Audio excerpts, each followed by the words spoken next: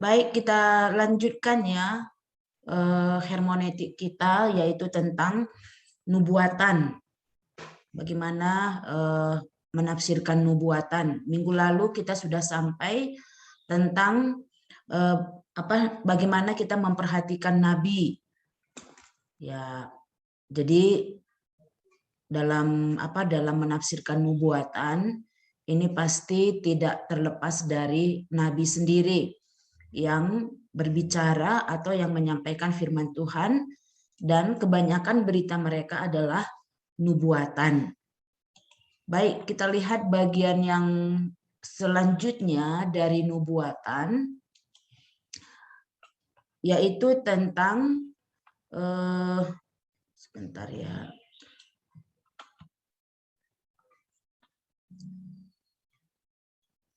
Bagian yang keempat, yaitu jenis-jenis nubuatan. Sifat dan pesan para nabi itu sudah kita bahas. Sekarang kita lanjutkan, yaitu jenis-jenis nubuatan. Jadi nubuatan para nabi yang dalam bagian ini, khususnya dalam kitab PL, ya kita akan melihat ada 4 ya pengelompokan tentang jenis nubuatan nabi-nabi. Yang pertama yaitu nubuatan bencana. Ya, jadi para nabi menubuatkan tentang hal ini, yaitu tentang bencana. Kalau dikatakan bencana, ini pasti kita mengerti ya, pasti sehubungan dengan penghukuman. Ya, nubuatan bencana ini dalam bentuk ini dikatakan di sini genre. Jadi nubuatan bencana merupakan genre yang paling umum kita jumpai dalam kitab para nabi. Ya, jadi bentuk ini atau jenis nubuatan bencana ini akan paling banyak atau paling umum ya dijumpai dalam nubuatan para nabi.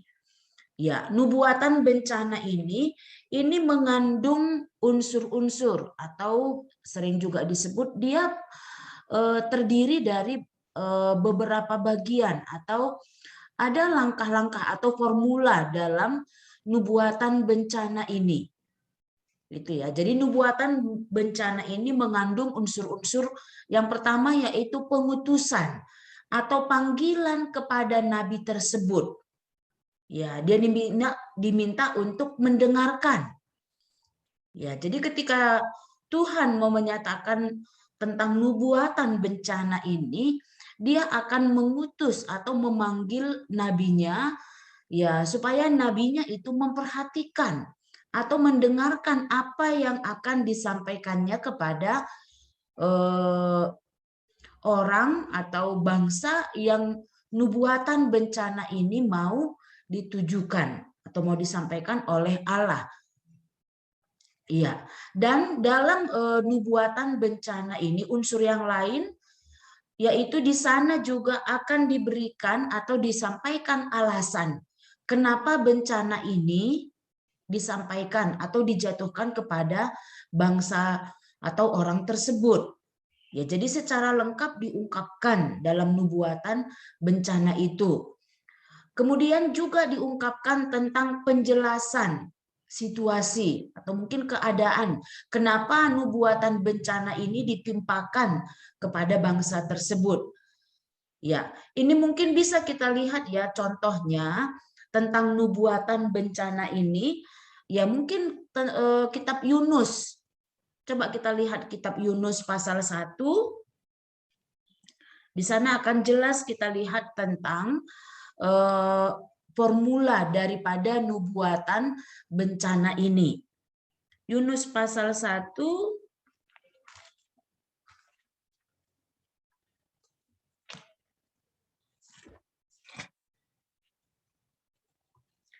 mungkin bisa dibaca siapa si Wilson ayat 1 itu sampai ayat 2. Yunus pasal 1 ayat 1 sampai 2 ya Bu. Ya. datanglah firman Tuhan kepada Yunus bin Amittai demikian. Bangunlah, pergilah ke Niniwe, kota yang besar itu. Berserulah terhadap mereka, karena kejahatannya telah sampai kepadaku.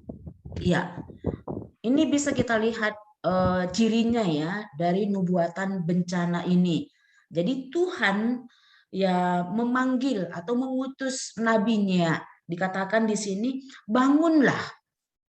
Ya, pergilah. Ini merupakan panggilan Tuhan untuk nabinya untuk menyampaikan ya nubuatan bencana ini. Kalau kita baca kitab Yunus, kita sudah tahu ya, si Wilson pasti sudah tahu bahwa Tuhan mau menyatakan kejahatan mereka sudah sampai kepada Tuhan dan Tuhan akan ya membinasakan atau menghukum kota itu.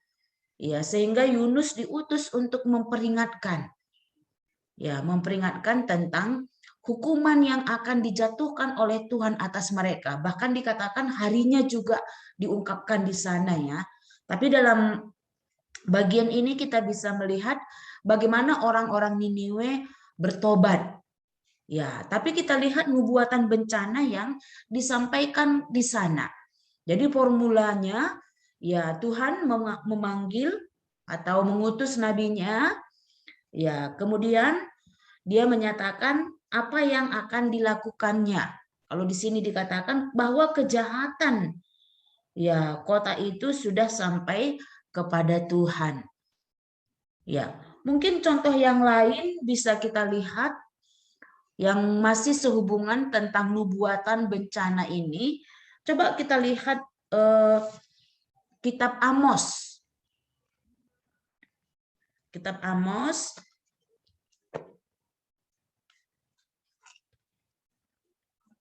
ya, kalau kita lihat kitab Amos ini semuanya ya mulai dari pasal 1 itu diungkapkan tentang bencana atau penghukuman yang akan dijatuhkan oleh Tuhan. Bahkan dimulai dari bangsa-bangsa lain, bangsa-bangsa yang ada di sekitar orang Israel.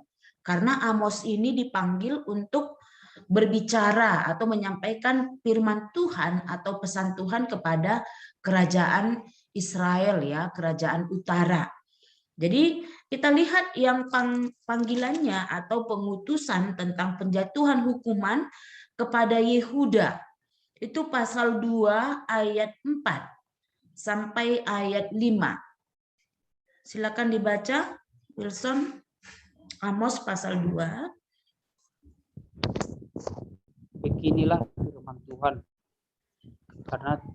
Karena 3 perbuatan jahat Yehuda, bahkan 4, aku tidak akan menarik kembali keputusanku, oleh karena mereka telah menolak hukum Tuhan dan tidak berpegang pada ketetapan-ketetapannya, tetapi disesatkan oleh dewa-dewa kebohongannya yang diikuti oleh nenek moyangnya.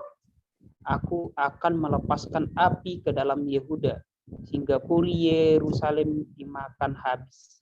Iya, ya ini salah satu lagi contoh nubuatan ini. Jadi Tuhan membangkitkan Amos. Kita tahu Amos ini siapa? Ya, dia adalah seorang seorang peternak. Kalau kita lihat panggilannya itu dalam pasal 3 ya, bukan di pasal 1 tapi di pasal 3. Dikatakan ayat 1, dengarlah firman ini yang diucapkan Tuhan tentang kamu, hai orang Israel, tentang segenap tentang segenap kaum yang telah kutuntun keluar dari Mesir. Bunyinya ya. Dan kita lihat di sini dikatakan bagaimana Yehuda. Ya, sebelumnya sudah diungkapkannya tentang kejahatan Gilead, Filistin, Gaza, Edom, Amon, dan Moab, dan kepada Yehuda, yaitu orang Israel sendiri, yaitu kerajaan selatannya, bahwa dikatakan kalau kita lihat dalam uraian tentang nubuatan bencana ini, di situ dijelaskan tentang situasi. Ya, situasinya bagaimana? Dikatakan bahwa 3 perbuatan jahat Yehuda, bahkan 4. Aku tidak akan menarik kembali keputusanku oleh karena mereka telah menolak hukum Tuhan dan tidak berpegang pada ketetapan-ketetapannya, tetapi disesatkan oleh dewa-dewa kebohongannya yang diikuti oleh nenek moyangnya. Sehingga diungkapkan apa yang menjadi bencana atau hukuman. Aku akan melepas api ke dalam Yehuda, sehingga puri Yerusalem dimakan habis. Ya, ini bencana yang akan menimpa Yehuda. Dan ketika Nabi menyampaikan ini, kalau kita lihat Nabi Amos itu, dia sebenarnya berbicara kepada kerajaan utara, yaitu kerajaan Israel, itu sekitar tahun 760. Ya, masih lama baru peristiwa ini terjadi. Tapi Tuhan sudah mengutus nabinya untuk mengingatkan kerajaan Israel ini.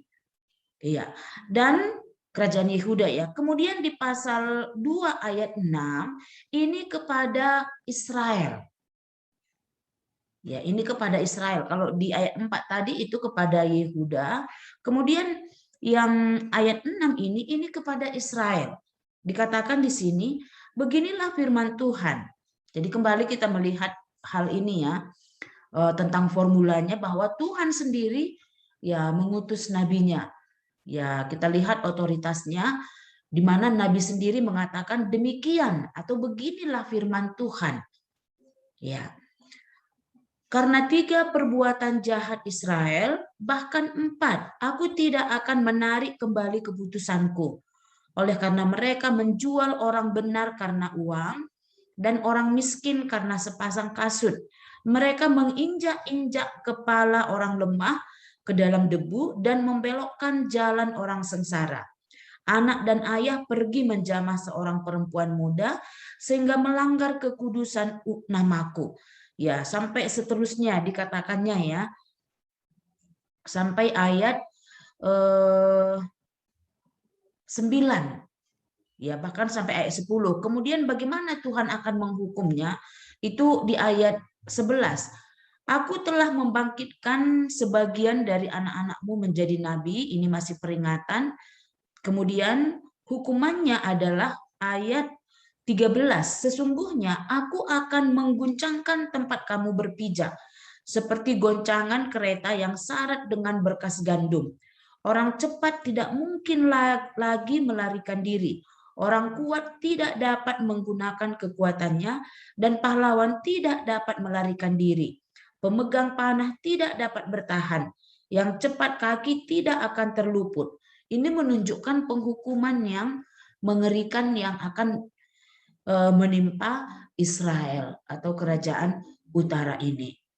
Jadi kita bisa melihat bagaimana dalam nubuatan bencana ini, ya dikatakan tadi bahwa jenis nubuatan bencana inilah yang paling umum ya kita jumpai dalam kitab para nabi. Ya, dan dalam nubuatan bencana ini ya kita lihat tadi bagaimana Tuhan memanggil nabinya, ya mengutusnya untuk pergi. Kemudian ya nabi juga mengungkapkan alasan kenapa bencana itu ditimpakan ke atas bangsa itu. Ya, kalau kita lihat di sini tadi kepada Yehuda dan juga kepada Israel. Tuhan mengungkapkan alasannya. Ya, dan juga menyatakan penghukuman yang akan dijatuhkan kepada bangsa itu. Seperti apa hukuman itu? Walaupun kita lihat di sini seperti apa ya? Gambaran, misalnya di ayat 5 itu, aku akan melepas api ke dalam Yehuda sehingga puri Yerusalem dimakan habis. Ya, maksudnya melepaskan dengan memanggil bangsa lainnya. Ya, kita lihat dalam pada akhirnya kerajaan Yehuda ini ya dibakar seluruhnya oleh kerajaan Babilonia. Ya, demikian juga kerajaan Israel. Ya, di mana Tuhan membangkitkan kerajaan Asyur untuk ya membinasakan sehingga semua orang Israel menjadi tawanan di Asyur. Ya, jadi kita bisa membedakan ketika kita membaca kitab para nabi, kita bisa melihat oh ini nubuatan bencana. Jadi bagaimana formulanya atau formulasinya? Kita melihat Tuhan ya mengutus nabinya, memanggil nabinya, kemudian menjelaskan juga kenapa dia menjatuhkan bencana atau penghukuman itu. Ini dia jenis nubuatan bencana. Kemudian kita lihat yang kedua, yaitu ini masih penjelasannya, mungkin nanti bisa dilihat tentang nubuatan bencana ini, bahwa kebanyakan nubuatan yang ada tidak mengandung pengutusan nabi. Ya.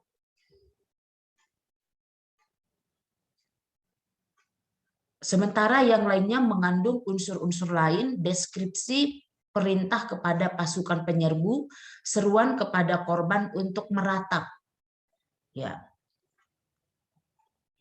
Ini ya. Jadi kalau kita lihat tadi, ya pengutusan nabi sepertinya di awal itu diungkapkan hanya sedikit saja. Ya, siapa nabi yang akan dibangkitkan itu, ya kemudian disuruh pergi. Ya, di sini dikatakan bahwa kebanyakan nubuatan yang ada tidak mengandung pengutusan nabi, sementara yang lainnya mengandung unsur-unsur lain seperti deskripsi. Maksudnya deskripsi mungkin tentang latar belakang nabi itu sendiri. Ya, itu kalau kita lihat dalam Amos dikatakan di pasal 1 ayat 1, siapa dia, dari mana dia. Ya, kemudian perintah kepada pasukan penyerbu, seruan kepada korban untuk meratap. Ya, ini kalau kita baca keseluruhan kitab Amos ini, kita akan melihat bagaimana Nabi berseru supaya orang Israel itu, ya artinya bertobat, ya berseru supaya Tuhan melepaskan mereka. Tapi kita lihat ya dalam kitab Amos ini bagaimana orang Israel tidak mau berbalik. Ya. Kemudian nubuatan bencana isinya lebih panjang dan susunan dari bagian-bagian komponennya bisa sangat berbeda, bisa saja sangat berbeda. Jadi nubuatan ini isinya panjang. Kalau kita baca kitab Amos ya keseluruhannya nanti pasal 9 ayat 11 barulah tentang janji keselamatan. Ini. Kemudian kita lihat lagi di sini kuncinya untuk nubuatan bencana ini, kita menemukan prediksi dan penjelasan tentang situasi tersebut dan mengamati unsur-unsur signifikan lainnya. Jadi ketika kita mengamati atau melihat tentang nubuatan bencana ini, mungkin kita bisa buat walaupun dalam berita Nabi itu mungkin di awal sudah langsung dikatakan penghukuman, kemudian di tengah diungkapkan tentang dosa mereka, kemudian di akhir mungkin tentang jenis penghukuman. Tapi kita bisa menyusunnya. Ya, kita sendiri sebenarnya bisa menyusun dengan membaca keseluruhan berita Nabi itu. Ya, mungkin yang pertama kita lihat dulu keberatan atau dosa dari bangsa itu. Ya, kira-kira apa kejahatan atau apa dosa mereka. Ya, kita bisa menyusunnya. Ya, kemudian langkah kedua kita bisa membuat tentang seruan pertobatan. Ya, seruan daripada para nabi supaya bangsa itu bertobat. Kemudian setelah itu adalah hukuman yang akan dijatuhkan kalau mereka tidak bertobat. Ya, jadi hal ini bisa kita susun sebenarnya ya. Ya, karena ada kalau kita lihat ada beberapa bagian yang merupakan tidak menurut urutan ini. Ya. Jadi ketika kita baca ya, untuk memudahkan kita menguasai berita para nabi itu, kita mungkin bisa ya, mungkin yang pertama panggilan nabi itu ya, atau asal usul latar belakang daripada nabi itu sendiri. Kemudian yang kedua, ya apakah berita atau nubuatan para nabi itu tentang nubuatan bencana. Nanti akan bisa kita lihat berita nubuatan yang lain.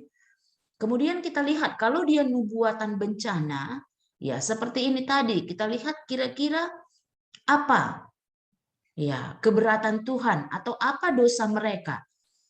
Ya, sehingga Tuhan memanggil nabinya. Ya, ya, mungkin bisa kita kita susun sedemikian rupa, mungkin di pasal 1 ada, di pasal 2 ada, di pasal 3 ada. Kemudian kita susun.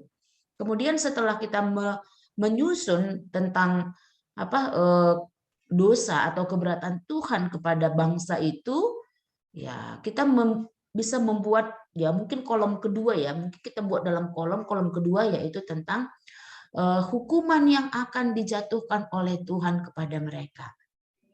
Ya, kalau di sini tadi dikatakannya aku akan ya menurunkan api ke atas Yerusalem sehingga purinya, puri itu ya seperti istana ya. Ya, tempat-tempat yang bagus, tempat-tempat yang indah. Jadi aku akan menghanguskan, aku akan menurunkan api. Jadi bukan api langsung turun dari langit. Ya. Kemudian setelah itu ada seruan. Karena ini merupakan nubuatan. Jadi ada seruan supaya mereka bertobat. Ya, kira-kira apa seruannya? Apa panggilan Nabi supaya bangsa itu bertobat? Ya, baru hukuman yang akan dijatuhkan. Ya, jadi kita bisa buat dalam satu tabel ya. Nanti mungkin kita bisa melatih bagian ini. Ya, ini untuk untuk nubuatan bencana. Ya. Kemudian yang kedua, berita Nabi dalam nubuatannya yaitu nubuatan keselamatan. Ya, nubuatan keselamatan ini memiliki sebuah mitra sejajar. Maksudnya mitra sejajar yaitu sejajar dengan bencana. Tetapi nubuatan keselamatan ini dia bersifat positif. Maksudnya positif di sini memberikan pengharapan kepada orang Israel. Jadi walaupun Tuhan sudah menjatuhkan penghukuman, tapi di akhir dalam nubuatan itu biasanya ya ada pengharapan yang Tuhan janjikan kepada orang Israel atau kepada kerajaan Yehuda. Jadi nubuatan keselamatan ini dia sejajar dengan nubuatan bencana, tetapi ya dia bersifat positif yang mengumumkan pengharapan bagi masa depan. Ya, jadi nubuatan keselamatan ini mirip dengan nubuatan bencana, tetapi isinya bersifat positif. Ya, biasanya ini bersamaan. Ya, bersamaan ketika Nabi mengungkapkan nubuatan itu. Ya, jadi ketika Tuhan menyampaikan keberatannya atau dosa bangsa itu, kemudian Tuhan mengatakan penghukuman, ya. Tapi di akhir Tuhan akan memberikan pengharapan dan ini disebut dengan nubuatan keselamatan. Tujuannya yaitu untuk mengidentifikasikan atau untuk memberikan pengharapan pada masa depan. Untuk nubuatan keselamatan ini mungkin bisa kita lihat dalam kitab Yeremia. Ya, Yeremia pasal 30 atau mungkin kitab Amos ini tadi dulu ya, kitab Amos pasal 9 itu. Di sana ada janji mengenai keselamatan. Ya. Jadi ini kalau kita bandingkan nanti dengan nubuatan bencana kepada bangsa-bangsa lain dengan nubuatan bencana kepada orang Israel, ya kita akan melihat perbedaan. Kepada orang Israel kalaupun dijatuhkan atau dinubuatkan tentang bencana atau penghukuman kepada mereka, tapi selalu ada janji atau selalu ada pengharapan untuk masa depan. Tapi bangsa-bangsa lain itu tidak.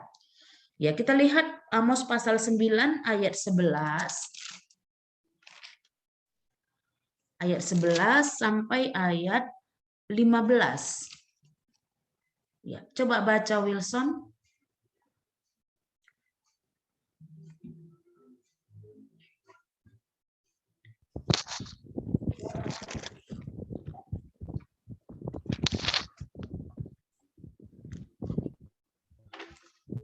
Janji mengenai keselamatan. Pada hari itu aku akan mendirikan kembali pondok Daud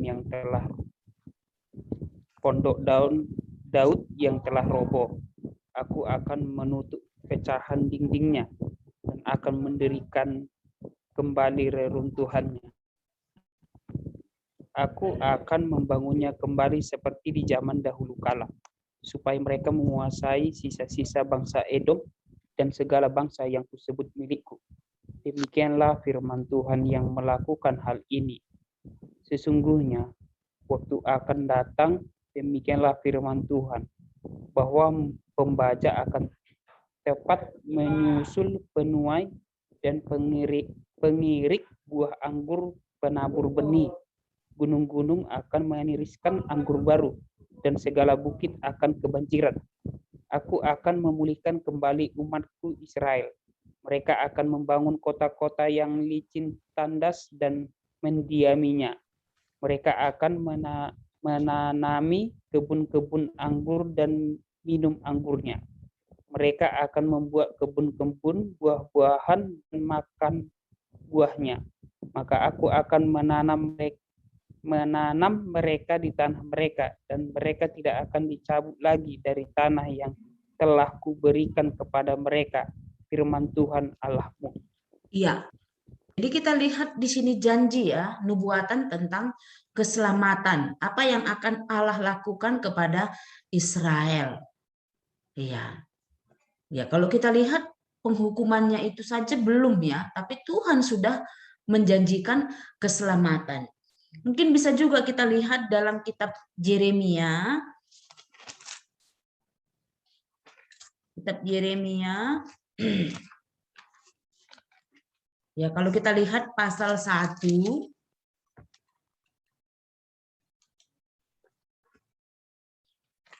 Pasal 1 ya, itu panggilan Yeremia. Ya, ini panggilannya ya, ini panggilan Yeremia. Ya, dan dalam kitab Yeremia ini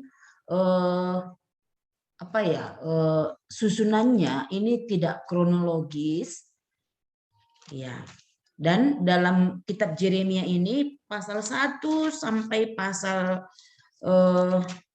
berapa ini ya? Ini tentang dosa, dan di situ juga ada ancaman. Ya, pasal 1 sampai pasal 7 misalnya. Kemudian sampai pasal 11 lagi ada.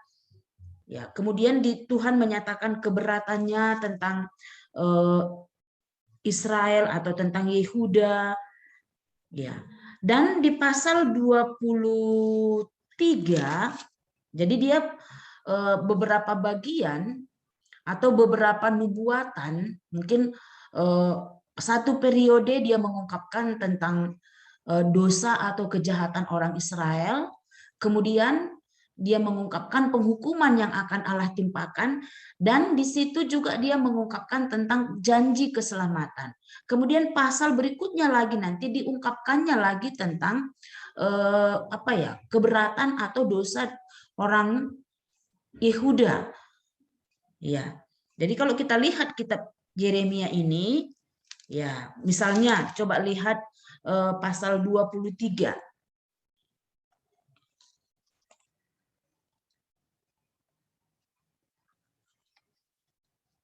Ini janji tentang tunas Daud yang adil. Ya, sebelumnya sudah diungkapkan tentang bagaimana Raja Zedekia akan dihukum. Ya. Itu ya pasal 21 ini tentang Raja Yehuda yang akan dihukum. Tetapi di sana juga Tuhan membangkitkan, mengatakan apa? Tuhan akan menjanjikan raja yang lain, di mana kerajaannya tidak akan berakhir.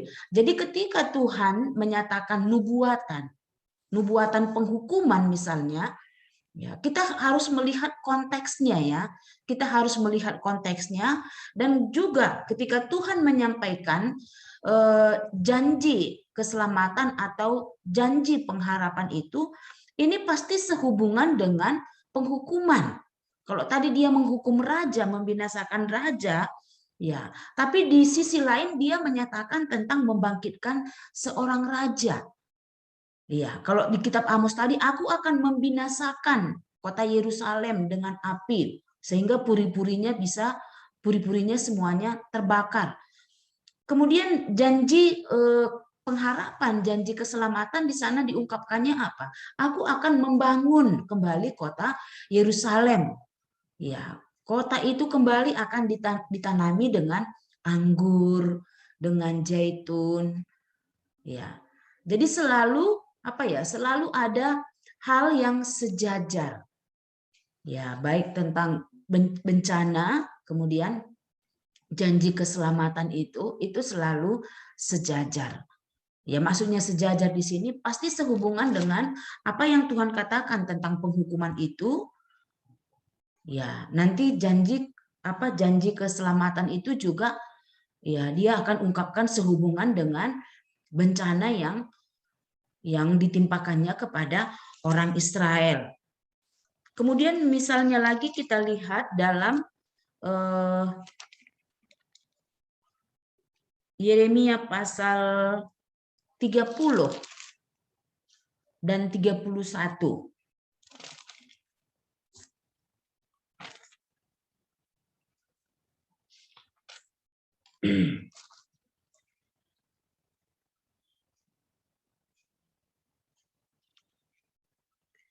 Ya, di sini janji pemulihan. Kalau kita lihat di pasal 31 itu, ini perjanjian baru. Ya. Ini sehubungan dengan apa? Di mana orang Israel atau suku Yehuda sudah melanggar perjanjian dengan Allah, perjanjian mereka dengan Allah. Ya, sehingga Tuhan menjatuhkan hukuman yaitu mereka menjadi buangan. Ya. Dan janji Tuhan di sini adalah memberikan ya undang-undang yang baru kepada orang Israel. Dalam pasal 31 itu dikatakan perjanjian baru. Ya.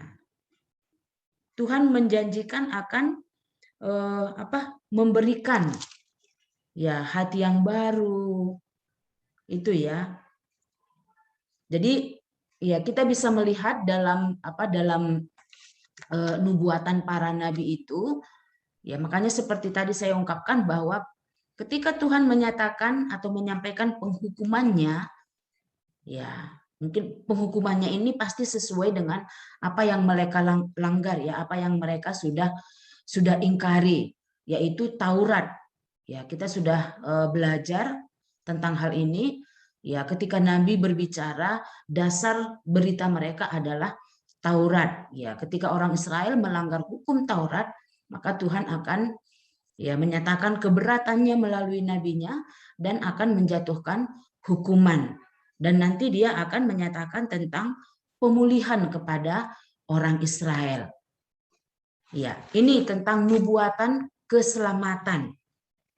Ya, kalau kita lihat semua kitab para nabi, ya khususnya sehubungan dengan bangsa Israel, ya sehubungan dengan suku Yehuda, ya pasti di sana akan kita jumpai janji keselamatan.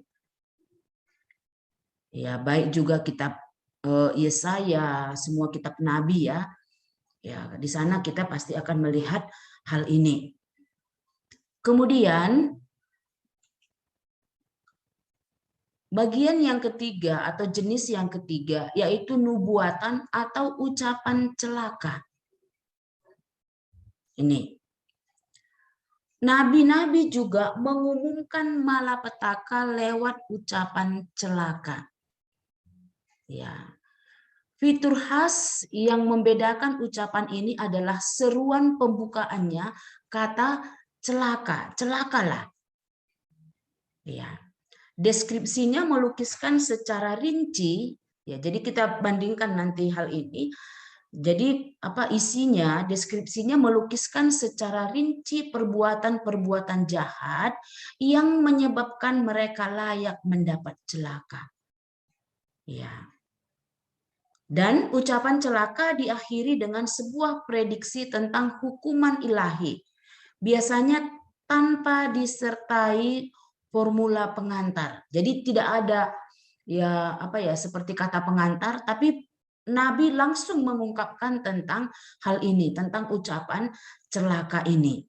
Ya, mungkin bisa kita lihat ya dalam Yesaya pasal 5. Coba lihat Yesaya pasal 5 ayat 8.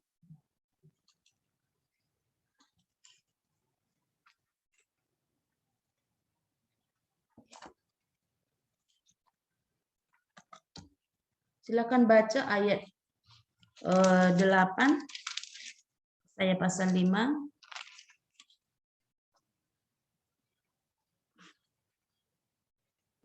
Yesaya 5 ayat 8. Celakalah mereka yang menyerobot rumah demi rumah dan mencangkau ladang demi ladang, sehingga tidak ada lagi tempat bagi orang lain, dan hanya kamu sendiri yang tinggal di dalam negeri. Iya. Kemudian ayat 11 juga dikatakannya, celakalah mereka yang bangun pagi-pagi dan terus mencari minuman keras dan duduk-duduk sampai malam hari, sedang badannya dihangatkan anggur. Kemudian ayat 18, celakalah mereka yang memancing kesalahan dengan tali kedustaan. Jadi di sana langsung kelihatan ya apa kejahatan mereka ketika ucapan atau nubuatan celaka ini disampaikan. Ayat 20 juga, celakalah mereka yang menyebut kejahatan itu baik dan kebajikan itu jahat. Ayat 21, celakalah mereka yang memandang dirinya bijaksana, yang menganggap dirinya pintar. Ayat 22 juga, celakalah mereka yang menjadi jago minum dan juara dalam mencampur minuman keras. Ya, banyak kita jumpai ucapan celaka ini. Ya. Jadi ketika Nabi mengumumkan ucapan ini, ucapan celaka ini, di situ dilihat perbuatan, langsung kelihatan penyebab kenapa dikatakan celaka itu, atau langsung kelihatan perbuatan jahat ya, sehingga mereka layak mendapat celaka. Ini ya. Kemudian di pasal 10 juga ya, mungkin kitab nabi yang lain juga bisa kita jumpai tentang ucapan celaka ini atau nubuatan celaka ini. Pasal 10 ayat 1 itu ya, celakalah mereka yang menentukan. Jadi langsung di situ kelihatan apa kejahatan mereka. Yang menentukan ketetapan-ketetapan yang tidak adil dan mereka yang mengeluarkan keputusan-keputusan kelaliman dan seterusnya. Kemudian ayat 5 juga, celakalah Asyur. Ini Asyur kerajaan Asyur Niniwe yang menjadi cambuk murkaku dan yang menjadi tongkat amarahku. Ini dan seterusnya. Dan kita lihat lagi dalam kitab Amos. Coba lihat Amos pasal 6.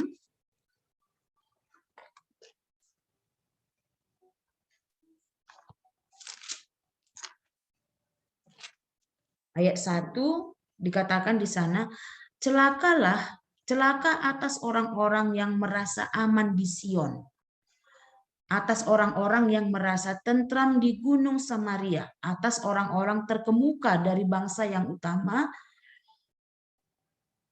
orang-orang yang kepada mereka kaum Israel biasa datang, menyeberanglah ke Kalne dan seterusnya. Ya, jadi kita bisa melihat nubuatan celaka ini. Ya, bagaimana apa bedanya dengan penghukuman? Ya kan, karena ini juga sebenarnya penghukuman ya, celaka itu penghukuman. Tapi di sana sepertinya belum diungkapkan bagaimana penghukuman, hanya kejahatan mereka langsung dinyatakan dalam ucapan celaka ini. Ya, ini ya. Kemudian, kita lihat bagian yang lain, ya jenis yang lain tentang nubuatan ini, yaitu lagu penguburan profetik atau lagu penguburan kenabian. Kalau dikatakan penguburan, ini pasti kita tahu ya, ini biasanya yang dikuburkan itu orang mati. Ya, jadi ini merupakan duka cita atau ratapan. Para nabi kadang-kadang melantunkan sebuah lagu penguburan atau ratapan pemakaman atas bangsa Israel. Maksudnya pemakaman di sini pasti sehubungan dengan kejatuhan mereka. Ya, di mana Tuhan sudah menghukum mereka atau penghukuman yang sudah Tuhan jatuhkan ke atas mereka. Ya, sehingga mereka seolah-olah jatuh ke dalam lubang kematian. Ini ya, Nabi berbicara kepada seluruh negeri yang seolah-olah sudah menjadi mayat yang siap dikuburkan. Ya, dan ini menggambarkan masa depan bangsa yang begitu mengerikan. Ya, sebagai suatu keputusan yang pasti dilaksanakan dan tidak mungkin diubah. Ya, jadi ini seperti suatu ratapannya. Ya, walaupun hal ini atau nubuatan ini belum terjadi, tapi Nabi sudah mengungkapkan ratapannya. Ya, mungkin buku ratapan, bukunya Yeremia ya, kita bisa tahu bagaimana Yeremia meratapi tentang kejatuhan orang Israel atau orang Yehuda. Ya, ketika mereka menjadi buangan di kerajaan Babilonia. Coba kita lihat dalam bagian ini, yaitu dari Amos ya. Amos pasal 5.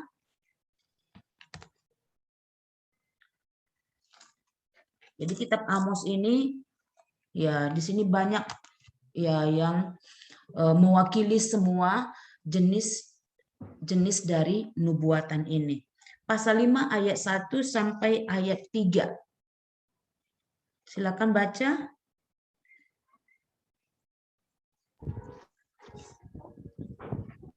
Dengarlah perkataan ini yang kuucapkan tentang kamu sebagai ratapan, hai kaum Israel. Telah rebah, tidak akan bangkit-bangkit lagi anak darah Israel. Terkapar di atas tanahnya, tidak ada yang membangkitkannya. Sebab begini firman Tuhan Allah kepada kaum Israel. Kota yang maju berperang dengan 1.000 orang, daripadanya akan tersisa 100 orang. Dan yang berperang dengan 100 orang, daripadanya akan tersisa 10 orang. Iya. Di sini diungkapkan tentang kehancuran Israel. Ya, nubuatan Nabi. Bagaimana Israel dikatakan telah rebah, tidak akan bangkit-bangkit lagi. Jadi ini merupakan ratapan Nabi. Ya, atas kehancuran Israel. Jadi Nabi berbicara, ya mungkin ketika menyampaikan ratapan ini mungkin Nabi juga ya bisa menangis ya. Ya. Ketika dia mengungkapkan tentang penghukuman Tuhan atas bangsa ini. Ya, jadi kita tahu ya Amos ini berbicara kepada kerajaan utara. Israel yang akan ya hancur, yang akan dikalahkan atau yang akan dibinasakan oleh kerajaan Asyur ini. Ini tentang lagu penguburan profetik. Demikian juga sebenarnya untuk kerajaan Yehuda. Ya.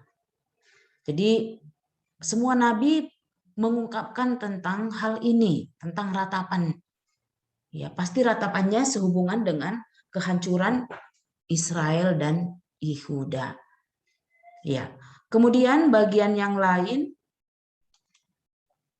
tentang nubuatan menentang bangsa-bangsa asing.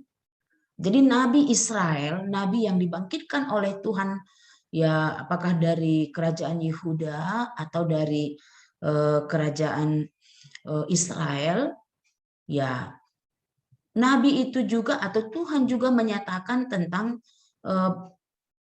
penghukuman yang akan dijatuhkannya kepada bangsa-bangsa asing, bukan hanya kepada kerajaan Israel dan kerajaan Yehuda, tapi juga kepada bangsa-bangsa asing. Dalam kitab Amos juga tadi sudah kita lihat ya, mulai pasal 1 itu ya sampai pasal 2 itu diungkapkan tentang bagaimana Tuhan akan menentang atau menghukum bangsa-bangsa lain. Dalam Amos pasal 1 ayat 3 itu dikatakan, beginilah firman Tuhan, karena 3 perbuatan jahat Damsik, ini kepada Damsik, ini bangsa asing, bahkan 4, aku tidak akan menarik kembali keputusanku, oleh karena mereka telah mengirik Gilead. Ya, mengirik itu tahu ya, menginjak-injak Gilead. Ini salah satu kota di Israel. Kemudian yang kedua di sini itu ayat 6. Beginilah firman Tuhan, karena 3 perbuatan jahat Gaza, bahkan 4, aku tidak akan menarik kembali keputusanku, oleh karena mereka telah mengangkut ke dalam pembuangan suatu bangsa seluruhnya untuk diserahkan kepada Edom. Ya. Kemudian ayat 8 dan Tuhan mengatakan hukumannya apa? Ayat 7 ya. Aku akan melepaskan api ke dalam tembok Gaza. Ya, jadi di sana juga sekaligus Nabi mengungkapkan tentang kebinasaan bangsa-bangsa asing itu. Ya, di ayat 8 ini tentang bangsa Filistin. Aku akan melenyapkan penduduk dari Asdod dan pemegang tongkat kerajaan dari Askelon. Aku akan mengacungkan tanganku melawan Ekron sehingga binasalah sisa-sisa orang Filistin. Jadi kota ini merupakan kota-kota orang Filistin. Ya, kenapa? Kenapa Tuhan membinasakan? Dikatakan karena 3 perbuatan bahkan 4 itu selalu diungkapkan di sini. Menunjukkan apa? Sudah penuh kejahatan mereka. Ini. Dan di ayat 9 ini tentang bangsa atau tentang kerajaan Tirus. Ya, ini. Dan di pasal 13 itu tentang Amon. Ayat 13 itu tentang Amon. Pasal 1, beginilah firman Tuhan, karena 3 perbuatan jahat Bani Amon, bahkan 4, aku tidak akan menarik kembali keputusanku, oleh karena mereka membelah perut perempuan-perempuan hamil di Gilead. Ini kejahatan mereka. Ya, dan apa yang akan Tuhan lakukan? Ya, di situ diungkapkannya ya. Kemudian di pasal 2 ayat 1 itu ini tentang Moab. Ya, ini. Kemudian ada juga kalau kita lihat secara khusus Tuhan membangkitkan nabinya untuk berbicara kepada bangsa asing. Contohnya nabi siapa? Kalau Nabi Yunus jelas ya, itu kepada bangsa Asyur atau Niniwe. Kemudian nabi yang lain siapa? Yang dibangkitkan Tuhan untuk menyatakan penghukumannya kepada bangsa itu. Ada khusus nabi dibangkitkan oleh Tuhan. Misalnya nabi siapa?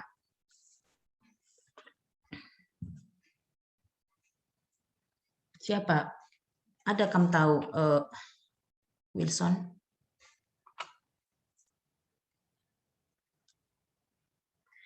Coba kita lihat Obaja ya. Nabi Obaja.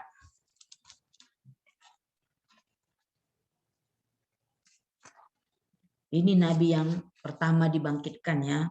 Nabi Obaja.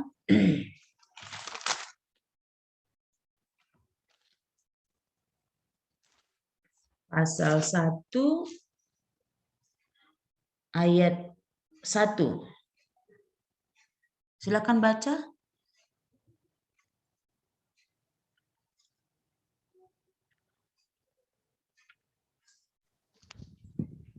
Penglihatan Obaja, beginilah firman Tuhan Allah tentang Edom. Suatu kabar telah kami dengar dari Tuhan, seorang utusan telah disuruh ke tengah bangsa-bangsa. Bangunlah, marilah kita bangkit memeranginya. Ya, coba baca sampai ayat 5. Ayat 2, sesungguhnya aku membuat engkau kecil di antara bangsa-bangsa. Engkau dihinakan sangat. Keangkuhan hatimu telah memperdayakan engkau. Ya, engkau yang tinggal di liang-liang batu, di tempat kediamanmu yang tinggi. Engkau yang berkata dalam hatimu, siapakah yang sanggup menurunkan aku ke bumi? Sekalipun engkau terbang tinggi seperti burung Raja Wali, bahkan sekalipun sarangmu ditempatkan di antara bintang-bintang, dari sana pun aku akan menurunkan engkau, demikianlah firman Tuhan. Jika malam-malam pencuri atau perampok datang kepadamu, betapa engkau dibinasakannya. Bukankah mereka akan mencuri seberapa yang diperlukannya? Jika pemetik buah anggur datang kepadamu, bukankah mereka akan meninggalkan sisa-sisa pemetiknya? Sampai ayat 7. Betapa kaum Esau digeledah, betapa harta bendanya yang tersembunyi dicari-cari. Sampai ke tapal batas engkau diusir oleh semua teman sekutumu. Engkau diperdayakan, dikalahkan oleh sahabat-sahabatmu. Siapa yang makan sehidangan dengan engkau memasang jerat terhadap engkau? Tidak ada pengertian padanya. Iya, ini merupakan penghukuman ya, penghukuman kepada Edom. Dan dosa mereka, dosa Edom ini kenapa Tuhan menjatuhkan penghukuman? Padahal Edom ini kan saudaranya Yakub ya. Ya. Kita lihat di sini kenapa Tuhan menghukumnya. Itu di ayat 10. Di ayat 10, coba baca dulu Wilson sampai ayat 14.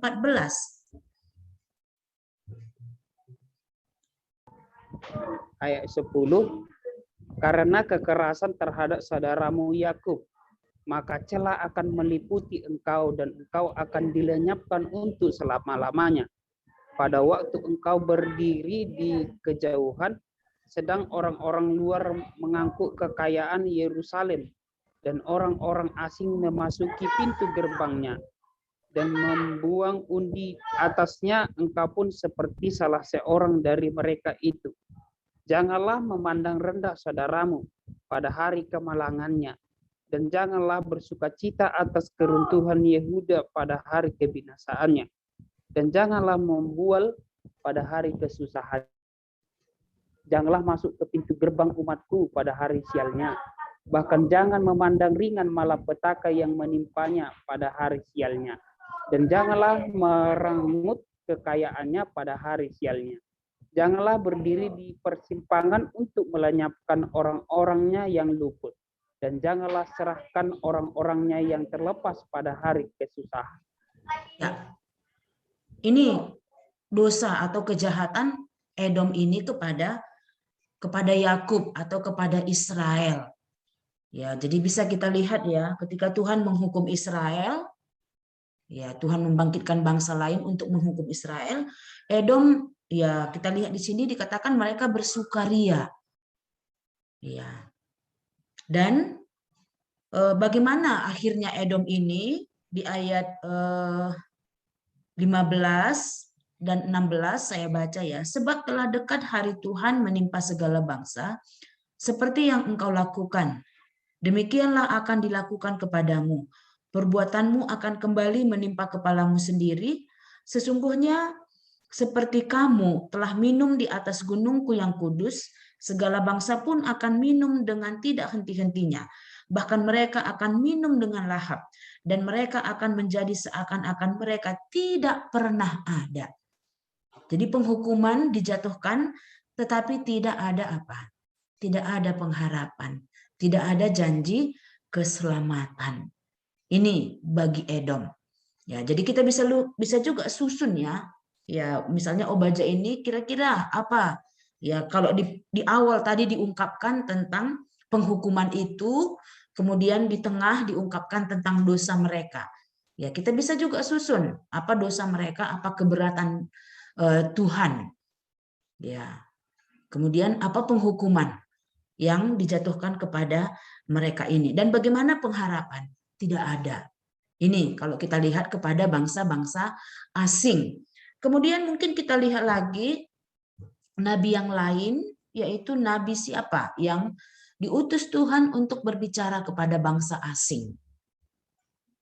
Ada nggak nabi yang lain?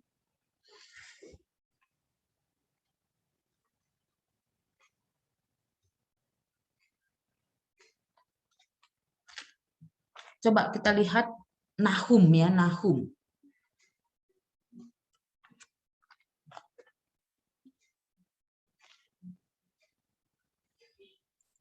Ya, ini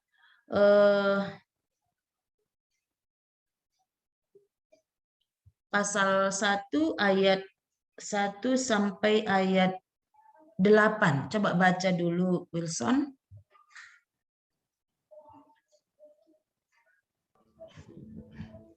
Ucapan ilahi tentang Niniwe, kitab penglihatan Nahum orang Elkos. Tuhan itu Allah yang cemburu dan pembalas. Tuhan itu pembalas dan penuh kehangatan amarah. Tuhan itu pembalas kepada para lawannya dan pendendam kepada para musuhnya. Tuhan itu panjang sabar dan besar kuasanya. Tetapi ia tidak sekali-kali membebaskan dari hukuman orang yang bersalah. Ia berjalan dalam puting beliung dan badai, dan awan adalah debu kakinya. Ia menghardik laut dan mengeringkannya, dan segala sungai dijadikannya kering, basan dan Karmel menjadi merana, dan kembang Libanon menjadi layu. Gunung-gunung gemetar terhadap dia, dan bukit-bukit mencair. Bumi menjadi sunyi sepi di hadapannya, dunia serta seluruh penduduknya.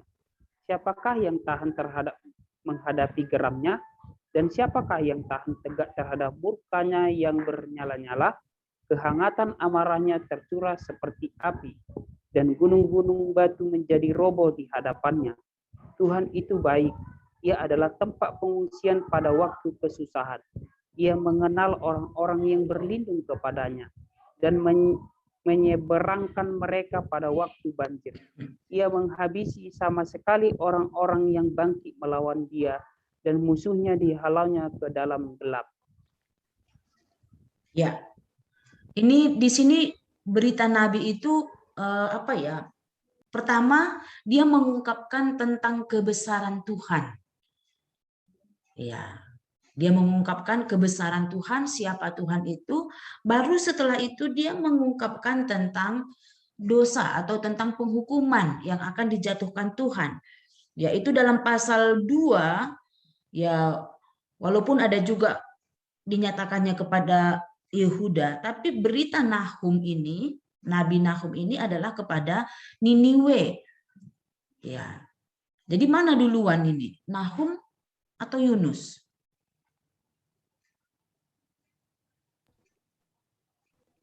Kalau Yunus. Ya, Yunus ya.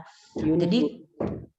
Jadi Tuhan mengutus mengutus Yunus pergi ke Niniwe supaya Yunus memperingatkan bangsa itu. Dan kita lihat ketika Yunus memperingatkan, mereka bertobat dan mereka menjadi bangsa yang besar.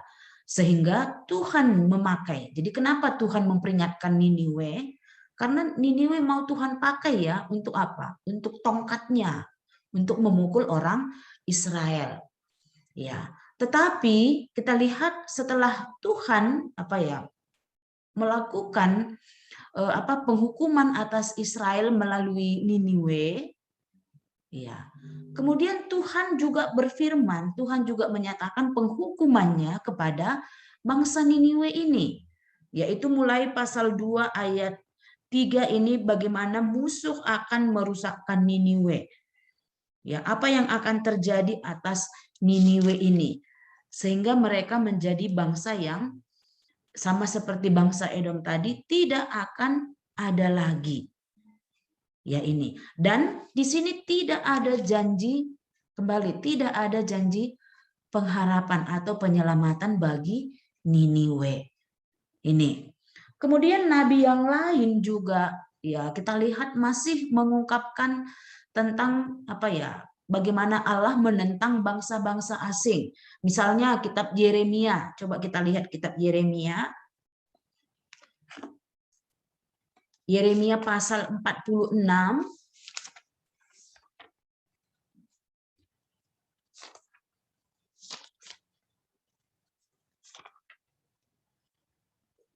Di sini dibuatnya sudah sudah terperinci, yaitu pasal 46 sampai pasal 51 ini nubuatan tentang bangsa-bangsa asing atau bangsa-bangsa lain. Ya, mulai dari Mesir itu pasal 46, kemudian pasal 47 ini Filistin, kemudian pasal 48 itu Moab, pasal 49 itu Bani Amon, kemudian kembali di pasal 49 ayat 7 itu tentang Edom, kemudian tentang Damsik itu ayat 23 pasal 49, kemudian juga mengenai suku-suku bangsa Arab itu ayat 28 pasal 49, kemudian ayat 34 pasal 49 ini mengenai Elam, kemudian pasal 50 itu mengenai Babel, ya, sampai pasal 51 ini masih nubuatan kepada Babil. Ya. Dan kalau kita perhatikan satu persatu nubuatan kepada bangsa-bangsa asing ini, ya tidak ada pengharapan bagi mereka. Ya. Jadi ketika Tuhan menyampaikan nubuatannya ini, nubuatan kepada bangsa-bangsa asing ini, kepada siapa ini diungkapkannya? Kepada siapa Nabi menyampaikan nubuatan kepada bangsa-bangsa asing ini? Apakah kepada Niniwe? Apakah kepada Babel? Apakah kepada orang Edom? Kepada orang Filistin? Kalau menurut Wilson, kepada siapa Tuhan mengungkapkan ini?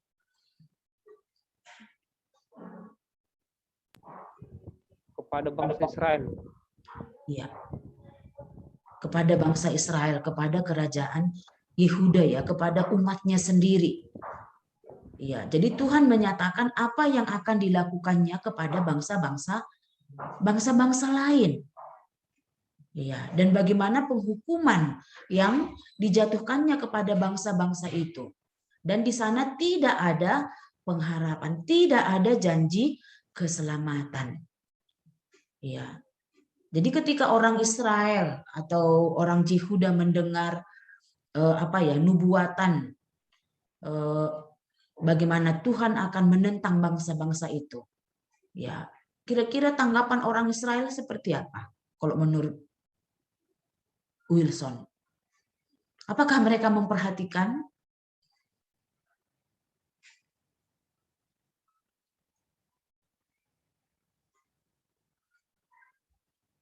Ya.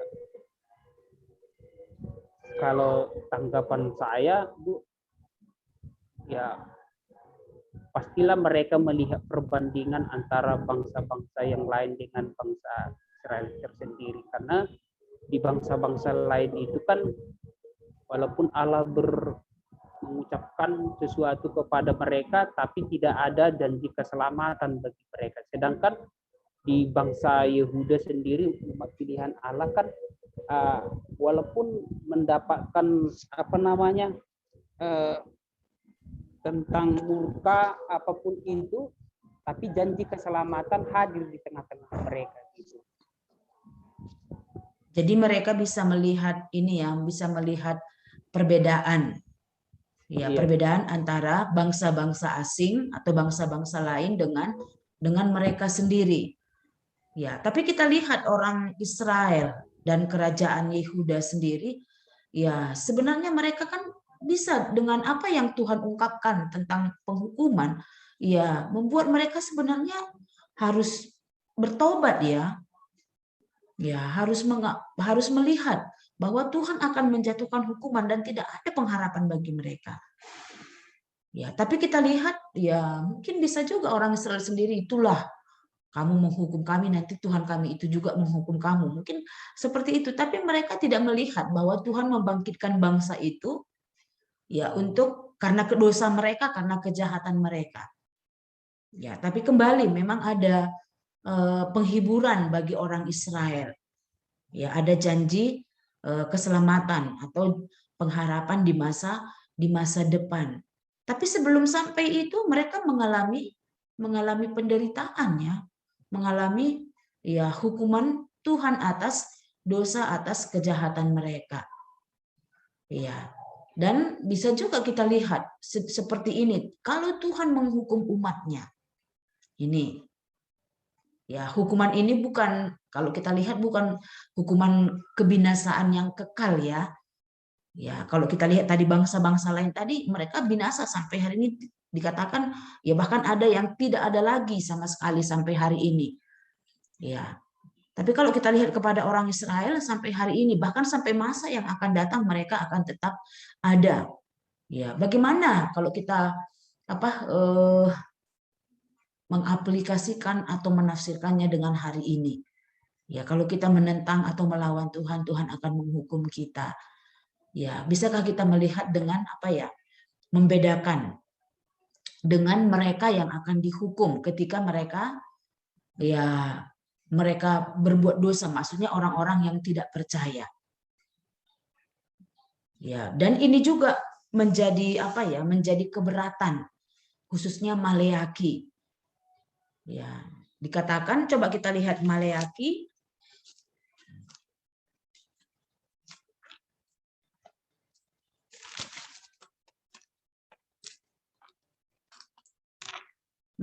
pasal 3 ayat 13 sampai ayat 18. Bagaimana orang Israel ini zamannya sudah berubah, ya. Ini setelah orang Israel atau kerajaan Yehuda atau orang Yehuda pulang dari penghukuman Tuhan. Ya, pulang dari Babilonia.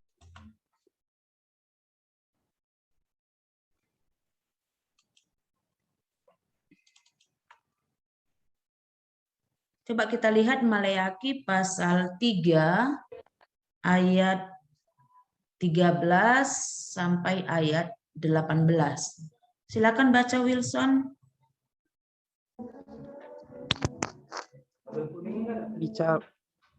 Bicaramu kurang ajar terhadap aku, firman Tuhan. Tetapi kamu berkata, apakah kami bicarakan di antara kami tentang engkau? Kamu berkata, adalah sia-sia beribadah kepada Allah. Apakah untungnya kita memelihara apa yang harus dilakukan terhadapnya dan berjalan dengan pakaian berkabung di hadapan Tuhan semesta alam? Oleh sebab itu kita ini menyebut berbahagia orang-orang yang gabah. Bukan saja mujur orang-orang yang berbuat fasik itu, tetapi dengan mencobai Allah pun mereka luput juga. Beginilah berbicara satu sama lain orang-orang yang takut akan Tuhan. Tuhan memperhatikan dan mendengarkannya. Sebuah kitab peringatan ditulis di hadapannya bagi orang-orang yang takut akan Tuhan dan bagi orang-orang yang menghormati namanya. Mereka akan menjadi milik kesayanganku sendiri, firman Tuhan semesta alam. Pada hari yang kusampaikan aku akan mengasihani mereka sama seperti seorang menyayangi anaknya yang melayani dia. Maka kamu akan melihat kembali perbedaan antara orang benar dan orang fasik, antara orang yang beribadah kepada Allah dan orang yang tidak beribadah kepadanya. Iya, tadi kita melihat ketika Tuhan menyampaikan hukumannya atau penghakimannya atas bangsa-bangsa asing, bangsa-bangsa lain, dan itu disampaikannya kepada orang Israel. Ya, kita bisa melihat ya satu sikap mereka ya mungkin berbeda tadi itu, ya, bahwa penghukuman yang walaupun sama-sama dijatuhkan, tapi bagi Israel ada janji masa depan, ada keselamatan. Namun bagi bangsa asing tidak ada. Ya, tapi kita lihat di dalam kitab Maleaki bagaimana orang Israel sendiri, ya, orang Israel sendiri menanggapi tentang ya perbedaan, atau ketika mereka melihat mereka yang taat kepada Tuhan dan membandingkan dengan mereka yang melawan Tuhan, di mana mereka diberkati, hidupnya mujur dan seterusnya. Ya, tetapi mereka yang taat, yang setia kepada Tuhan, mereka tidak. Ya, mungkin nasib mereka lebih baik ya, nasib orang-orang tidak percaya itu atau yang bukan umat Tuhan itu sepertinya lebih baik. Makanya di sini dikatakan nanti kamu akan melihat perbedaan antara orang-orang benar dengan orang fasik. Ya, sebenarnya sebelumnya sudah diungkapkan oleh Tuhan ya. Ya, kalau kita lihat tadi misalnya ketika Obaja menyampaikan bagaimana penghukuman yang akan dijatuhkan Tuhan kepada Edom, kemudian Niniwe, di mana mereka yang ya pada masa bangsa Israel atau kerajaan Yehuda mengalami kesulitan, mereka yang memang menindas mereka. Ya, Filistin tadi, kemudian Amon dan yang lainnya. Ya, seolah-olah mereka jaya ya, mereka hebat gitu. Malahan mereka menindas orang Israel sendiri. Tapi dalam kitab Maleaki akhirnya keluar ya ungkapan mereka apa? Ya sama saja, Tuhan nggak peduli kok dengan kita. Ya lihatlah mereka lebih makmur daripada kita. Tapi dikatakan di sini, maka nanti kamu akan melihat perbedaan. Ya, jadi perbedaan itu sebenarnya sudah mereka lihat ketika Tuhan menyampaikan penghakimannya atau penghukumannya kepada bangsa itu dan kepada mereka sendiri. Ya, demikian juga mungkin kita hari ini ya, kita bisa membandingkan diri kita dengan orang yang tidak percaya. Aku terkekang kali pun karena mengikut Tuhan ini, lihat dia enak-enak hidup ya. Dan kalau kita melihat berita Nabi, ya ini kan mengoreksi kita ya sehingga tidak lagi keluar ya kata yang kalau di sini dikatakan yang menyakiti hati Tuhan. Ya ini. Dan kita lihat uraian di sini tentang nubuatan menentang bangsa-bangsa asing. Secara teknis, nubuatan seperti ini tidak menciptakan sebuah genre sastra yang terpisah, namun merupakan variasi dari jenis-jenis genre yang ada. Maksudnya apa? Bahwa pesan atau berita yang disampaikan oleh Nabi tentang bangsa asing, ini genrenya, bentuknya, ini sama. Ya, sama dengan nubuatan, ya apakah tadi nubuatan celaka, kemudian nubuatan tentang apa ya, penghukuman, ini sama. Ya, ini bisa kita lihat dalam nubuatan atas bangsa-bangsa asing. Kemudian kita lihat bahwa terkadang Nabi mengganti fungsi sabda perang menjadi nubuatan bencana melawan bangsa-bangsa asing. Ya, jadi ya sebenarnya kepada bangsa Israel juga demikian ya. Ya, Tuhan mengungkapkan apa nubuatan bencana ya. Ya, perang untuk melawan bangsa-bangsa asing, di mana nanti bangsa-bangsa asing itu seperti bangsa-bangsa yang tadi sudah kita baca, ya dilawan atau apa ya dibinasakan oleh bangsa yang lain. Ya Tuhan membangkitkan bangsa yang lain. Kemudian tujuan ganda mereka adalah untuk mengumumkan. Jadi ada dua tujuan di sini yang disampaikan oleh Nabi. Ya, yang pertama untuk mengumumkan kekalahan musuh. Ya, jadi semua tadi bangsa-bangsa itu adalah yang ada di sekitar orang Israel, ya bahkan ada juga memang yang jauh, tapi mereka semua adalah bangsa atau musuh orang Israel. Ya, mulai dari zaman hakim-hakim ya kita bisa lihat, misalnya bangsa Filistin, bangsa Amon, kemudian Moab, Edom yang selalu menindas mereka. Kemudian pada masa raja-raja itu kerajaan Babel, kemudian Mesir, ya Asyur. Ya ini ya. Jadi tujuan para nabi menyampaikan nubuatan untuk menentang bangsa-bangsa asing atau penghukuman atas bangsa-bangsa asing adalah di mana Tuhan mau mengumumkan kekalahan mereka. Walaupun mereka sedang ya menindas ya orang Israel, tapi Tuhan menyatakan bagaimana Tuhan akan menghukum mereka. Dan yang kedua adalah untuk meyakinkan orang Israel, ya, bahwa mereka orang Israel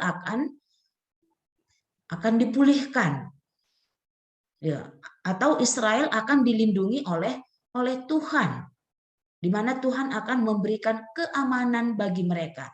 Jadi kalau kita lihat tadi ya, ketika Tuhan menyampaikan penghukumannya, di sana disampaikan tentang keselamatan Israel. Padahal Nabi menubuatkan tentang penghukuman atas bangsa asing. Tapi di sana disampaikan atau dimasukkan oleh Nabi itu sendiri tentang pembebasan bagi orang Israel. Ya, mungkin bisa kita lihat contohnya ya. Tadi kitab Obadja. Coba lihat kembali kita ke Obadja.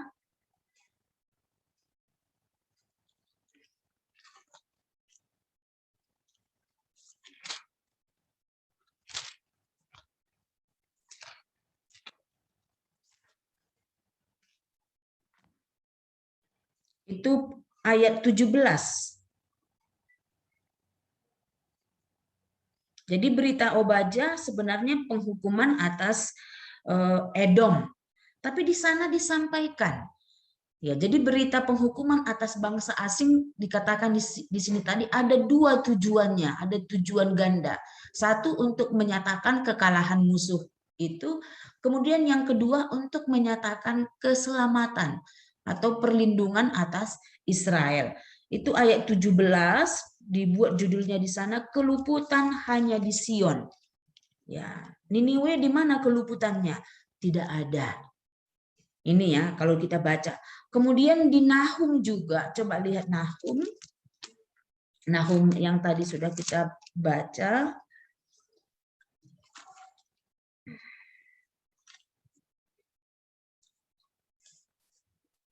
Di mana dinyatakan di sana keluputan atas Israel, yaitu pasal 1 ayat 9.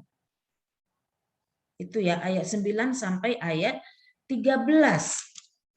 Ya, sementara bangsa Niniwe sendiri tidak ada janji keselamatan. Demikian juga kalau kita lihat tadi kitab Yeremia, di sana panjang lebar diungkapkan tentang penghukuman Tuhan kepada bangsa-bangsa asing, tapi lebih luas lagi diungkapkan tentang keselamatan bagi orang Israel sendiri. Jadi bisa kita ini ya, ketika kita membaca penghukuman Tuhan atas bangsa-bangsa asing atau nubuatan penghukuman kepada bangsa asing, di sana juga disampaikan keselamatan bagi Israel. Ini. Kemudian kita lihat bagian yang lain yang penting. Jadi sudah kita lihat ada 4 tadi ya, 4 jenis-jenis nubuatan Nabi.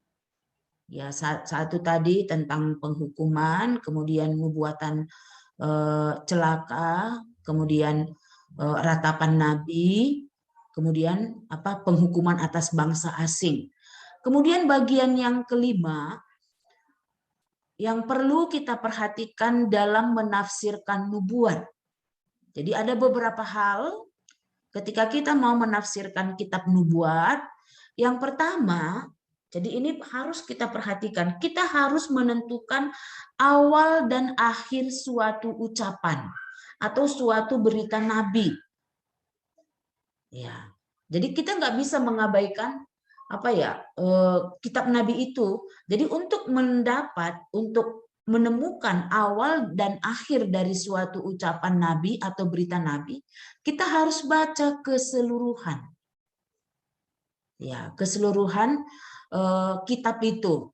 Ya, tadi sudah saya ungkapkan untuk membuat lebih mudah ya menentukan awal dan akhir ucapan nabi ini dengan membuat tabel tadi ya, kita deskripsikan kira-kira apa yang menjadi keberatan Tuhan atau dosa orang Israel, kemudian kita deskripsikan juga apa penghukuman atau ancaman Tuhan atas mereka, kemudian kita deskripsikan lagi kira-kira hukuman apa yang akan dijatuhkan kepada mereka. Ya, dan kita lihat kalau ada, biasanya ada ya kalau itu kepada orang Israel pasti ada janji keselamatan. Dan dalam hal ini ya kita harus mencari atau menemukan tafsirannya. Ya, jadi tidak bisa kalau misalnya seperti tadi Tuhan akan menghanguskan, Tuhan akan mendatangkan api ke puri-puri Yerusalem. Apa maksudnya itu? Apakah api langsung datang seperti kota Sodom dan Gomora? Ini harus diperhatikan. Kemudian yang kedua, yang perlu diperhatikan dalam menafsirkan nubuat, kita menentukan tipe atau genre dari ucapan itu. Jenis atau bentuknya. Ya, tadi kita sudah lihat apakah nubuatan kecelakaan, keselamatan, bahkan lebih ini lagi, mungkin ada bentuk-bentuk yang lain dalam nubuatan. Ya, karena nubuatan itu ada seperti dia bentuk cerita disampaikan, ada dia dalam bentuk puisi disampaikan oleh nabi. Ya, jadi kita harus memperhatikan bentuk atau genre dari ucapan nabi ini selain keempat jenis tadi yang sudah kita lihat.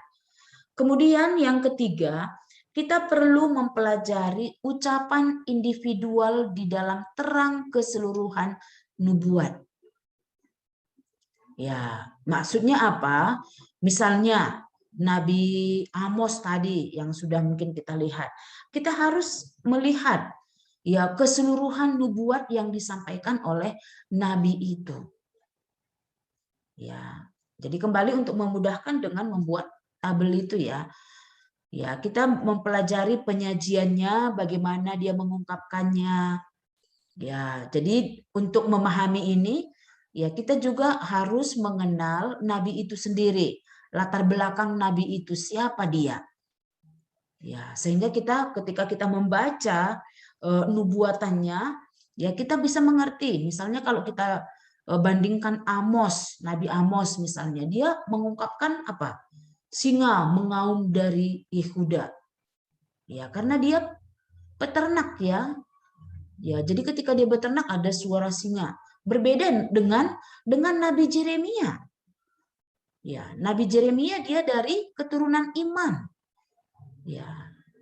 Sehingga berita atau pesan yang mereka sampaikan itu pasti tidak melampaui atau pasti sehubungan dengan apa yang mereka mengerti ketika mereka menyampaikannya. Ya, Tuhan menyatakan ini pesannya, kemudian para nabi mengungkapkannya dengan bahasa yang dimengerti oleh manusia. Ya, pasti tidak terlepas dari kepribadian atau latar belakang nabi itu sendiri. Jadi perlu kita mempelajari ya, perlu kita memperhatikan tentang nabi itu. Kemudian hal yang lain, kita juga harus melihat kronologinya. Ya, untuk memahami kronologi ini, kembali kita buat tabel, lihat urutannya. Kira-kira yang mana duluan?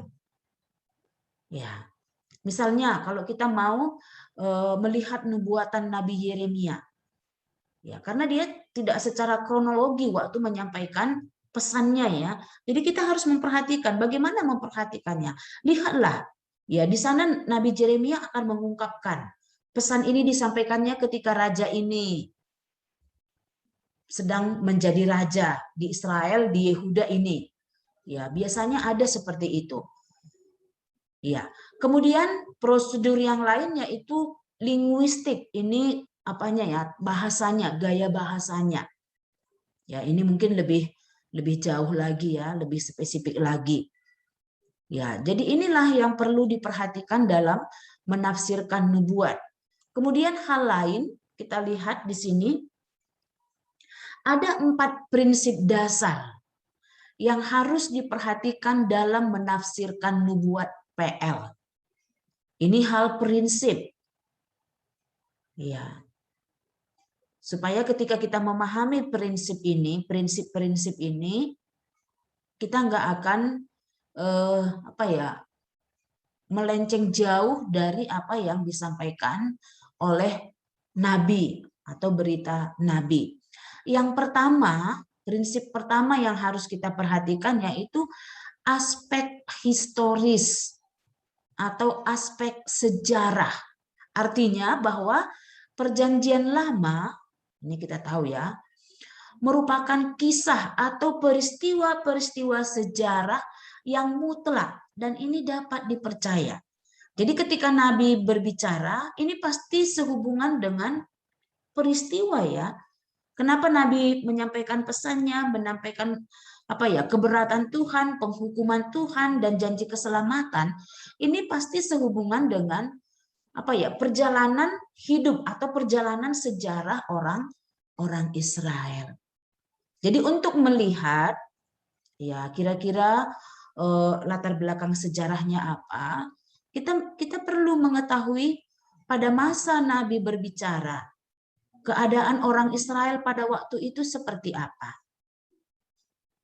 Misalnya kalau kita lihat kitab Amos, Nabi Amos tadi, keadaan kerajaan utara atau kerajaan Israel di mana mereka sedang mengalami kejayaannya, baik secara ekonomi, secara politik, secara sosial, mereka sedang mengalami kejayaannya ya. Maksudnya sedang dalam keadaan makmur. Dan pada waktu itulah Tuhan membangkitkan Nabi Amos untuk mengatakan keberatan Tuhan kepada mereka. Jadi kita harus melihat aspek historis atau sejarah. Ya. Misalnya lagi Nabi Yeremia. Pada saat kapan dia berbicara? Ya, kalau Nabi Yeremia dia panjang ya. Ya, ada beberapa raja yang memerintah yang pada masa Nabi Yeremia menyampaikan beritanya kepada kerajaan Yehuda. Demikian juga misalnya nabi-nabi yang lain. Dan ini ada tiga periode. Ya, nabi sebelum pembuangan, kemudian nabi pada masa pembuangan, kemudian nabi setelah pembuangan. Jadi ketiga periode ini kita harus memahami, kita harus mengerti tentang historisnya atau sejarahnya. Ya, kenapa? Misalnya Hagai. Kenapa Tuhan membangkitkan Hagai? Pada zaman siapa itu? Ya, bagaimana rupanya situasi orang Israel sehingga Tuhan mengatakan keberatannya kepada Nabi Hagai? Kenapa kamu membangun rumahmu? Kenapa? Ya, kamu katakan mereka miskin. Coba lihat, kamu membangun rumahmu sementara bait Allah atau rumah Tuhan kamu biarkan tidak dibangun. Ya, jadi kita harus melihat sejarahnya. Ya, seperti ini. Ini yang pertama, aspek historis yang harus kita perhatikan. Jadi mungkin kita nanti buat latihan ya, tugas untuk bagian ini. Sehingga kita mengerti, mungkin kita pilih nabi, salah satu nabi, ya.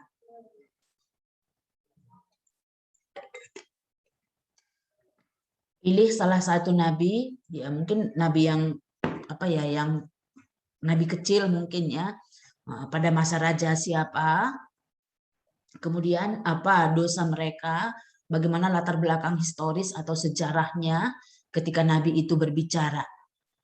Ya. Dan apa keberatan Tuhan, nanti ini tugas kita ya. Kemudian yang kedua, prinsip yang kedua yang harus kita perhatikan yaitu aspek proporsional atau proporsinya. Artinya perjanjian lama atau nubuatan dalam perjanjian lama itu selalu digenapi dalam perjanjian baru. Ya. Walaupun ya kita lihat juga ada bagian-bagian di mana pada masa Nabi itu berbicara, di situ juga digenapi nubuatan itu. Ya, misalnya Nabi Yeremia mengatakan kepada Hizkia apa? Kamu nanti akan matinya seperti ini. Ya. Kemudian nabi yang lain juga misalnya berbicara ya tentang Raja Zedekia, kamu nanti matamu akan dicungkil. Ya, anak-anakmu akan dibunuh di hadapanmu dan itu digenapi dalam waktu yang dekat. Kemudian misalnya Nabi Yeremia mengatakan tentang nabi palsu Hananya ya, pada tahun depan kamu akan mati, dan itu terjadi.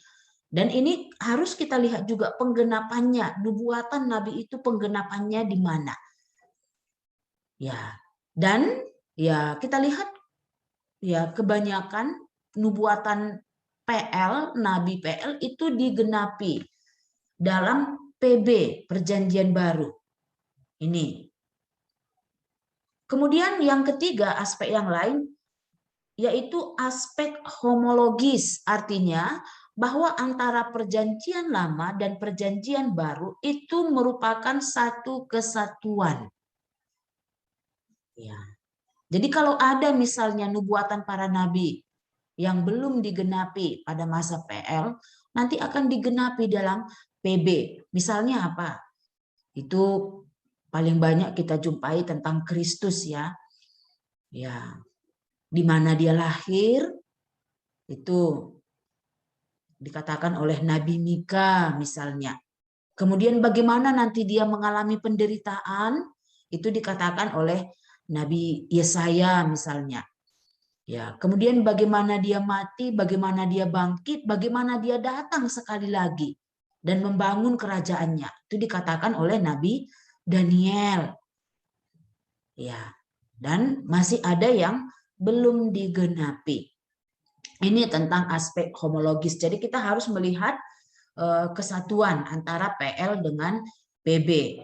Kemudian ada aspek ilustrasional. Artinya bahwa data-data sejarah atau historis itu dipakai untuk meneguhkan kebenaran firman Allah. Ya. Jadi kalau ada kita lihat sejarah yang diungkapkan dalam nubuatan itu, dalam berita nabi itu, ya sebenarnya ini meneguhkan bahwa itu benar-benar firman Allah dan akan digenapi. Misalnya Daniel ya, kita tahu dia menubuatkan tentang kerajaan-kerajaan yang akan datang. Ya. Jadi ada data-data sejarah. Dan selanjutnya kita perlu perhatikan titik tolak terbaik untuk melakukan penafsiran adalah membaca keseluruhan kitab nubuatan.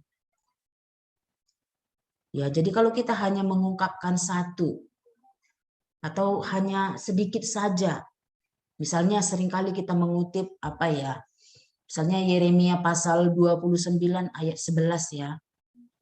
Itu nubuatan untuk orang Israel.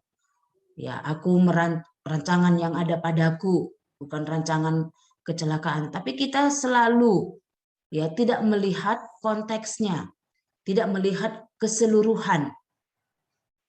Ya, jadi perlu sekali. Misalnya kalau kita mengungkapkan tentang penghukuman, kita nggak membaca kenapa mereka dihukum. Ya, ini kan kita tidak menemukan penafsiran yang baik. Ini. Kemudian hal yang lain yang perlu kita perhatikan setelah kita membaca, tadi kan perlu kita membaca secara keseluruhan kitab nubuatan itu. Ya.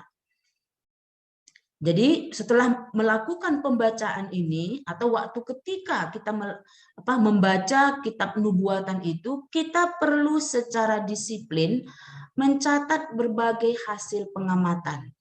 Tadi sudah saya ungkapkan ya, untuk memudahkannya waktu kita membaca, mungkin kita melatih ya, mungkin satu kitab kita latih, nanti kita akan terbiasa dengan kitab lain. Kita buat tabel tadi ya, seperti tadi saya sudah ungkapkan, kita mencatat kira-kira dalam pengamatan pembacaan kita itu apa yang kita temukan. Ya. Mungkin di sini kubaca, di pasal 1 kubaca, di situ diungkapkan tentang penghukuman. Masukkan dia ke tabel penghukuman. Di pasal 3 kubaca itu tentang kejahatan mereka. Masukkan dia ke dosa atau kejahatan mereka. Nanti seperti ini ya. Ya, tugas yang kita buat. Nanti saya ulangi kira-kira seperti apa tugasnya. Kemudian hal yang lain yang perlu kita perhatikan adalah mungkin bagian yang keempat ini, kita harus melihat konteks dari kitab tersebut. Ya, tadi sudah saya singgung sedikit ya. Ketika Tuhan menyatakan penghukumannya, biasanya itu sejajar dengan apa? Dengan keselamatan. Ya, jadi harus kita melihat konteks ketika nubuatan disampaikan, apakah nubuatan kecelakaan, apakah nubuatan penghakiman atau penghukuman, apakah nubuatan keselamatan. Lihat konteksnya.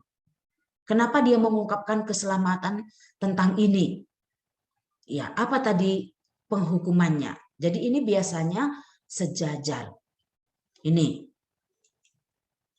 Kemudian sehubungan dengan penggenapan dari nubuatan, Alkitab sendiri memberikan panduan terbaik untuk menentukan nubuatan manakah yang sudah digenapi pada periode-periode PL dan PB. Ya, jadi mungkin ditambahkan lagi kolomnya. Penggenapannya PL, PB. Itu ya, penggenapannya di mana? Di pasal berapa? Jadi ini atau di kitab yang mana? Ya, misalnya penggenapan nubuatan Yeremia yang dikatakannya setelah 70 tahun kamu akan kembali ke negeri ini. Ini penggenapannya di mana? Itu masih dalam PL ya. Jadi kita lihat ini.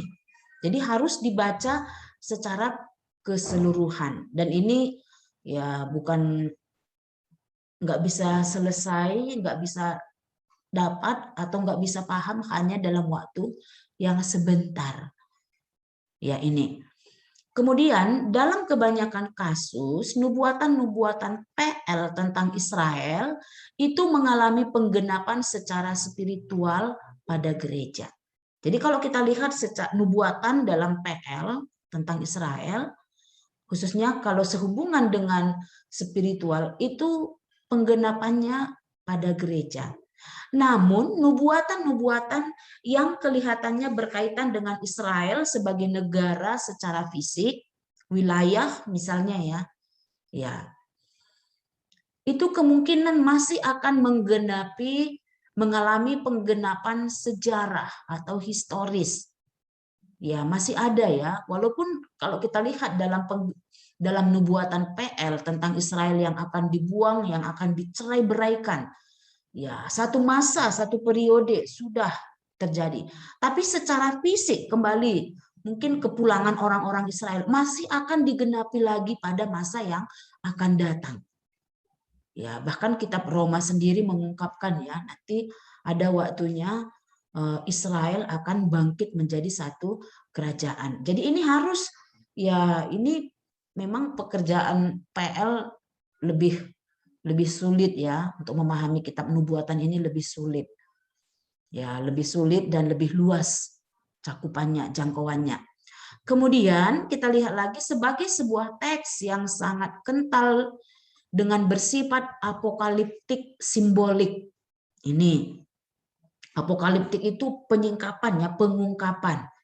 Ya, tadinya apa ya, tertutup, tidak jelas, tidak terang, tapi dibuat menjadi terang, dibuat lebih jelas. Khususnya mungkin ini dalam kitab PL adalah kitab Daniel ya. Ya, jadi kita harus memperhatikan. Ya, karena ada yang bersifat simbol. Ya, bersifat simbolik. Misalnya Daniel pasal berapa? Pasal 7 ya.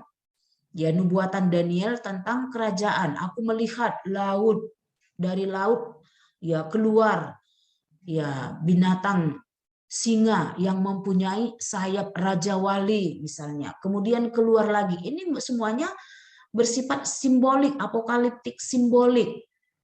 Dan ini merupakan nubuatan. Jadi kita harus memperhatikan simbol-simbol itu. Ya, jadi ini lebih sulit lagi dibanding dengan nubuatan-nubuatan yang lain. Misalnya tadi kalau nubuatan kecelakaan, maksudnya nubuatan celaka, kemudian nubuatan penghakiman, kemudian nubuatan keselamatan, walaupun ya ada seperti apa ya, simbol atau seperti gambaran, ya mungkin tidak begitu sulit dibanding dengan apokaliptik simbolik, ya khususnya kitab Daniel. Ya, di sana banyak sekali simbol-simbol yang diungkapkan.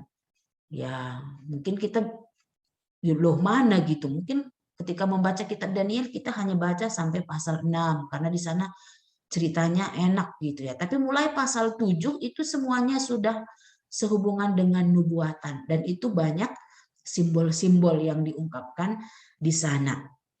Jadi para penafsir seharusnya pertama-tama berusaha memahami makna dari simbol-simbol utamanya. Ya. Jadi kita sebelum kita menafsirkan kita harus memahami dulu simbol itu. Ya, Nabi Yeremia juga ketika dalam penglihatan ada simbol ya. Apa yang kau lihat Yeremia? Aku melihat pohon apa ya, badam yang sudah bertunas. Ya, apa artinya itu? Kemudian apa yang kau lihat? Aku melihat periuk yang mendidih dan tertumpah ke arah utara.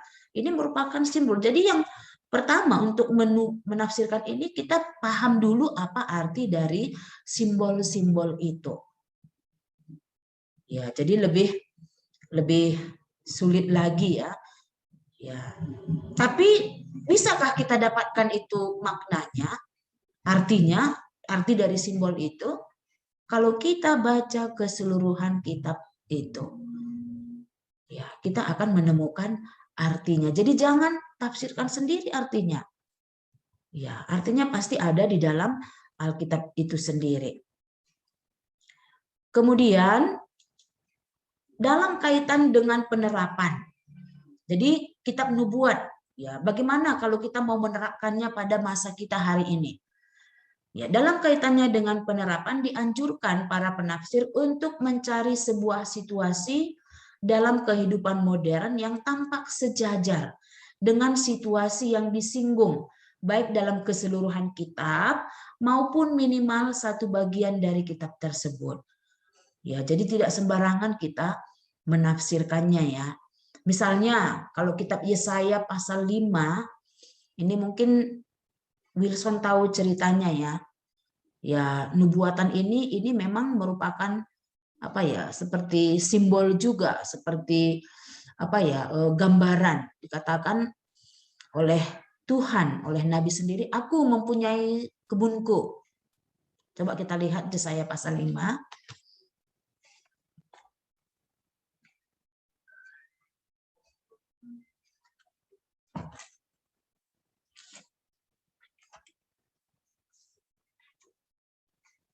Coba baca Wilson ayat 1 sampai ayat 7.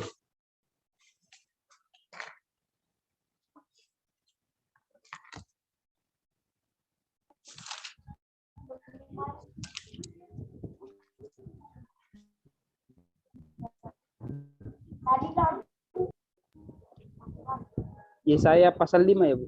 Ya, ayat 1 sampai ayat 7. Sampai 7. Ya.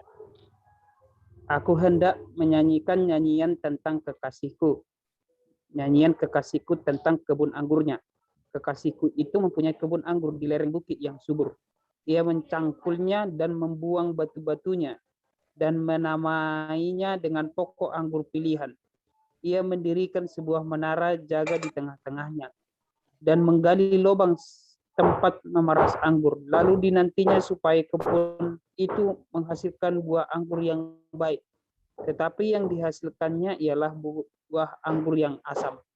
Maka sekarang hai penduduk Yerusalem dan orang Yehuda, adililah antara aku dan kebun anggurku itu. Apatah lagi yang harus diperbuat untuk kebun anggurku itu, yang belum kuperbuat kepadanya. Aku menanti supaya dihasilkannya buah anggur yang baik. Mengapa yang dihasilkannya buah anggur yang asam? Maka sekarang aku mau memberitahukan kepadamu apa yang hendak kulakukan kepada kebun anggurku itu. Aku akan menebang pagar durinya sehingga kebun itu dimakan habis dan melanda temboknya. sehingga kebun itu diinjak-injak. Aku akan membuatnya ditumbuhi semak-semak, tidak dirintangi dan tidak disiangi, sehingga tumbuh putri malu dan rumput. Aku akan memberitahukan awan-awan supaya jangan diturunkannya hujan ke atasnya. Sebab kebun anggur Tuhan semesta alam ialah kaum Israel, dan orang Yehuda ialah tanaman-tanaman kegemarannya. Dinantinya keadilan, tetapi hanya kelaliman. Dinantinya kebenaran, tetapi hanya keonaran. Ya, jadi untuk apa ya? Untuk penerapannya, ya seringkali kita ya dalam menerapkan atau dalam aplikasinya, ya kita bisa menyimpang dari apa yang dimaksudkan oleh Nabi itu sendiri. Jadi di sini dikatakan bahwa dalam penerapan dianjurkan untuk mencari sebuah situasi dalam kehidupan modern, karena untuk kehidupan kita hari ini maksudnya, ya kita harus melihat situasi yang sejajar. Ya, kalau dalam Yesaya pasal 5 ayat 1 sampai 7 ini kan kita bisa melihat dengan situasi sekarang. Kalau misalnya kita yang sudah ya diselamatkan tapi kita akan berbuat tidak adil. Di sini tadi dikatakan mereka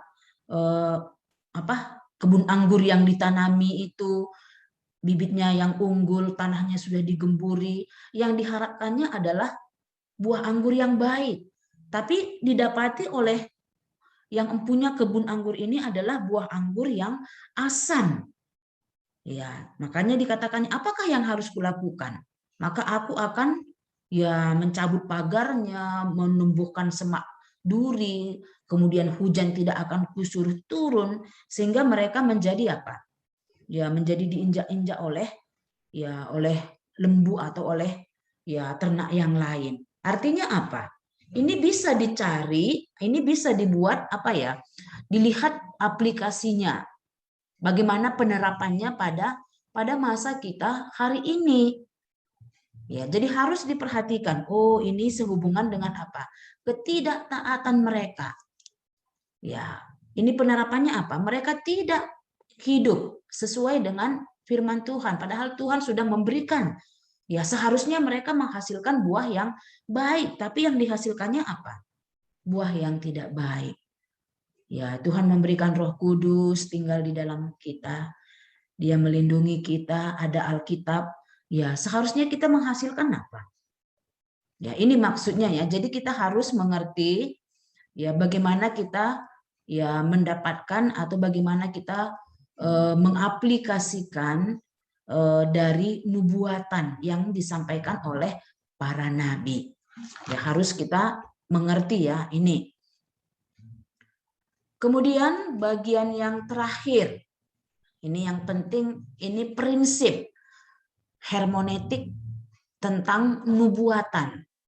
Ya, bagaimana prinsip hermeneutik nubuatan ini? Yang tadi pun merupakan hal prinsip juga ya sebenarnya. Ya, yang pertama, kita harus menentukan ucapan dari nubuatan itu. Tadi sudah disinggung, apakah nubuatannya keselamatan, nubuatannya tentang penghakiman, kemudian kepada bangsa asing. Hal ini tidak mudah untuk menentukannya, di mana awal dan akhir dari nubuatan itu. Jadi harus lihat nubuatan awal. Ya, kembali membuat tabel tadi ya supaya memudahkan kita. Kemudian tentukan tipe nubuatan yang digunakan. Tadi sudah kita singgung juga. Ya. Kemudian yang ketiga, mempelajari nubuatan individu secara di dalam terang keseluruhan nubuat. Ya, sudah kita singgung tadi. Kemudian pelajari keseimbangan antara historis dan yang prediktif. Maksudnya yang sejarah, lihat dia, ya mana yang pengajaran juga ada yang prediktif. Di sini ada dikatakan Bernard Ram mencatat 3 masalah dalam pengertian mengenai esensi atau keberadaan daripada suatu perikop nubuatan itu. Apakah itu prediktif atau didaktik? Ya, coba kita lihat yang prediktif itu, yaitu dalam kitab Zakaria. Zakaria pasal 7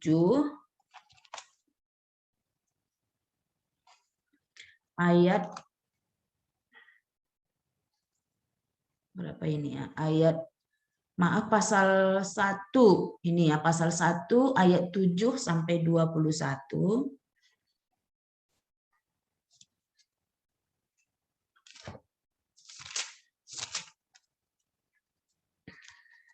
Pasal 6 ayat 7.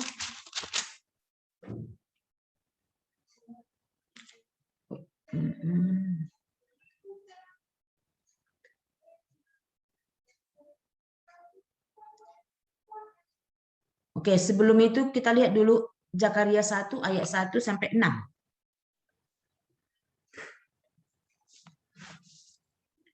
Coba baca Wilson.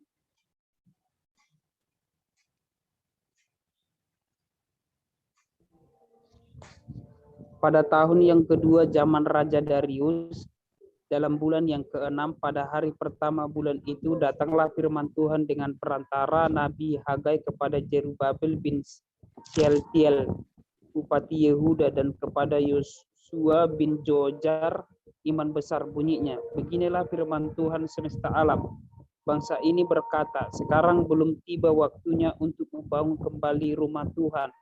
Maka datanglah firman Tuhan dengan perantara Nabi Hagai, bunyinya, apakah sudah tiba waktunya bagi kamu untuk mendiami rumah-rumahmu yang dipapani dengan baik, sedangkan rumah ini tetap menjadi reruntuhan? Oleh sebab itu beginilah firman Tuhan semesta alam, perhatikanlah keadaanmu. Kamu menabur banyak tetapi membawa pulang hasil sedikit. Kamu makan tetapi tidak sampai kenyang. Kamu minum tetapi tidak sampai puas. Kamu berpakaian tetapi badanmu tidak sampai panas. Dan orang yang bekerja untuk upah, ia bekerja untuk upah yang ditaruh dalam pundi-pundi yang berlubang.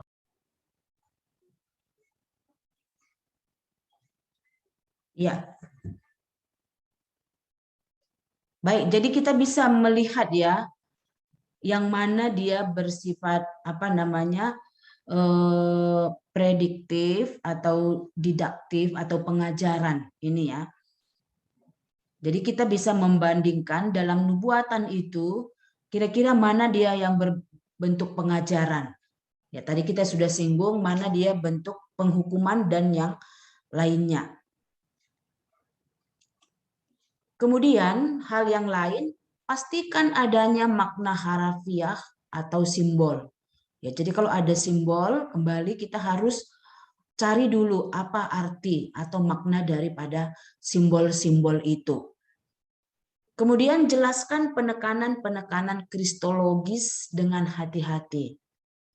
Ya ini ya, kadang kita langsung saja, oh ini maksudnya, kristologinya ini. Jadi kita harus memperhatikan dalam nubuatan itu mana yang menekankan tentang Kristus. Beberapa perikop jelas-jelas adalah nubuatan tentang mesianis atau tentang Mesias. Ya, itu bisa kita lihat ya. Biasanya dalam nubuatan PL itu di bawah ada ayat referensinya. Jadi dari sana sebenarnya kita sudah tertolong juga. Apakah itu dimaksudkannya dengan Kristus atau Mesias? Ya, jadi kita bisa ditolong dalam hal ini. Dan jangan memaksakan sistem teologis kita pada teks. Ya, jadi jangan memaksakan, aku kurasa ini teologinya gitu. Kita harus memperhatikan keseluruhan nubuatan itu. Dan ini tadi sudah kita singgung, carilah situasi-situasi yang analogis dalam gereja modern untuk aplikatifnya. Ya, kita harus melihat tentang hal ini. Baik, sampai di sini. Ada mau ditanyakan? Wilson? Mungkin cukup, ya. Ya, mungkin untuk mengetahui penafsiran tentang nubuat ini kita harus membaca keseluruhan teks itu ya, ataupun satu kitab tersebut sehingga kita tahu jelas apa makna nubuat itu ya, Bu. Coba agak nggak jelas apa yang Wilson sampaikan. Berarti Bu, untuk penafsiran kitab nubuat ini kita harus membaca keseluruhannya biar tahu kita apa maknanya nubuat itu ya, Bu. Ya, jadi mungkin ya untuk lebih mudah bacalah keseluruhan kitab itu ya, kitab Nabi itu sendiri. Ya, sehingga kita menemukan atau bisa apa ya mengerti dengan jelas tentang nubuatan itu, sehingga ketika kita menafsirkannya kita tidak salah. Ini karena tadi ada beberapa hal yang perlu diperhatikan ya tentang nabinya sendiri, ya kemudian beritanya, ya kemudian kalau ada dia simbol-simbol nubuatannya itu ya harus ya dicari makna atau arti dari simbol-simbol itu sendiri. Kemudian kita harus juga sejarahnya ya, mungkin 4 prinsip ini yang sangat perlu kita pahami. Ini ada aspek historisnya, kemudian ada aspek proporsinya, ya kemudian aspek homologisnya dan aspek ilustrasionalnya. Ya baik. Masih ada Wilson yang mau ditanyakan atau disampaikan? Satu lagi, Bu. Ya. Setiap kitab itu secara khusus untuk nabi-nabi ya, Bu. Kenapa? Apakah semuanya itu? Kok putus-putus? Ya, ini Bu. Ya. Saya mau bertanya, apakah setiap nabi berbicara tentang nubuat tentang ya baik kecelakaan maupun keselamatan di dalam diri nabi tersebut, Bu? Kalau kita lihat secara keseluruhan itu biasanya disampaikan ya nubuat. Ya misalnya tadi kan kita ungkapkan tentang keberatan Tuhan. Dosa orang itu disampaikan, kemudian ajakan atau seruan untuk bertobat. Kemudian penghukuman Tuhan. Ya, kalau kepada orang Israel atau kerajaan Yehuda, ya kita selalu menjumpai tentang janji pengharapan ya, janji keselamatan. Kecuali tadi kepada bangsa-bangsa asing, di sana selalu tidak ada janji keselamatan atau pengharapan. Dan kalau kepada bangsa asing tadi, nubuatan kepada bangsa asing ada 2 tujuan, ada tujuan ganda di sana. Itu. Jadi akan selalu kita jumpai dalam berita Nabi, dalam nubuatan Nabi, ya kalau kepada orang Israel ada keberatan Tuhan, kemudian ada penghukuman Tuhan, bagaimana hukuman itu dijatuhkan.